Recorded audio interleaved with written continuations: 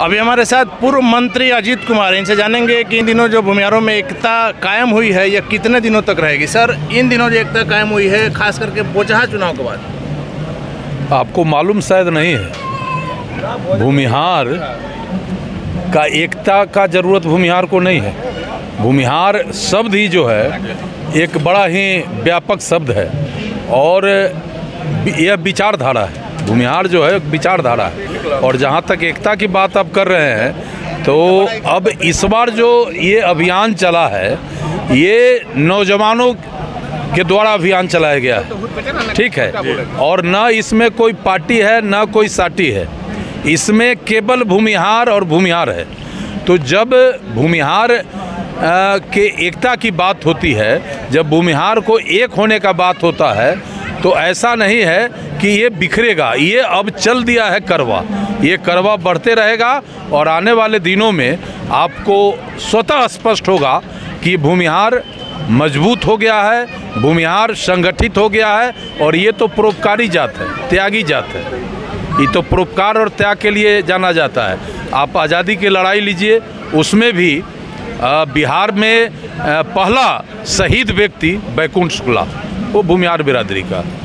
तो और जितने स्कूल, कॉलेज, संस्थान, कल कारखाने हैं इस राज्य में, इस देश की बात करते हैं, जहाँ भी ये लगा है इसमें भूमिहार का भूमिका बहुत बड़ा भूमिका रहा है। जमीन दान देना, संस्था का निर्माण कराना, ये इस समाज का एक परोपकारी जो छवि है, ये छवि दर्शाता है। सर, आपकी बात सही है, हमारी बात शायद आपको बुरा भी लगे, लेकिन हम भी कई इलाकों में घूमे हैं बिहार के और आज हम देखते हैं जो भूमिहारों की दयनीय स्थिति कि मिट्टी के घर में हमने कोच इलाके में देखा है। सर देखिए, भूमिहार का जो दयनीय स्थिति है आप घूम कर देखे हैं, हम इसको एक्सेप्ट करते हैं और ये बात सही है। लेकिन जब कोई भी समाज सत्ता और शासन से दूर हो जाता है तो उसका विकास का गति जो है सो धीमा हो जाता है। हम यही आ रहे थे सर, जहाँ तो आज यह समाज सत्ता से सारे पॉलिटिकल पार्टी इसको अछूत और मजबूर समझने लगे हैं और ये सत्ता से बाहर इसको कर दिया है। तो अब वो ये जात जो है अब इसको गंभीरता से लिया है। सर, यहीं आ रहे थे कल के डेट में जहां आप किंग मेकर थे, आज आप सत्ता में आने के लिए छटपटा रहे हैं। आपसे मतलब हमारे आपसे मतलब हमारा भूमिहार समाज से ये हम लोग छटपटा नहीं रहे हैं। आप अभी देखा ना मुजफ्फरपुर में जो उपचुनाव हुआ, उपचुनाव जो हुआ तो वो रिजर्व सीट था और हमारी ताकत क्या है, हमारी ताकत क्या है वहाँ परिलक्षित हो गया। तो हमें कोई बेचैनी नहीं है। हाँ, ये बात है कि सत्ता में हमारी भागीदारी होनी चाहिए, क्योंकि हम त्याग किया है, हमने परोपकार किया है, तो हमारी भागीदारी निश्चित रूप से जनसंख्या के हिसाब से सत्ता में होनी चाहिए।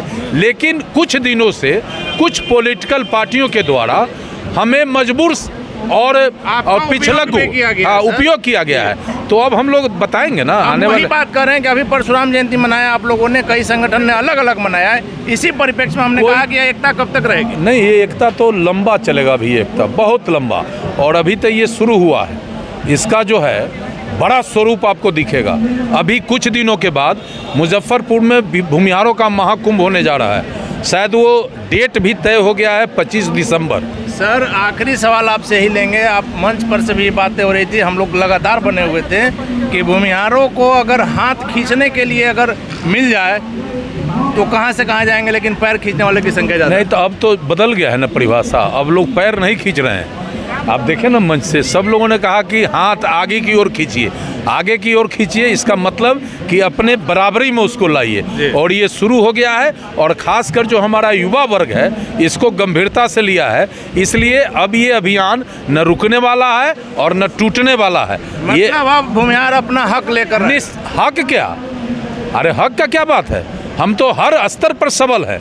लेकिन राजनीति में अगर कोई हमें कमज़ोर करना चाहेगा तो हम समय समय पर वैसे लोगों को जवाब दे देंगे और जिसको हम चाहेंगे वही सत्ता में रहेगा, जिसको नहीं चाहेंगे वो सत्ता में नहीं रहेगा। तो सबसे बड़ी बात है कि जिसको ये चाहेंगे वही सत्ता में रहेगा।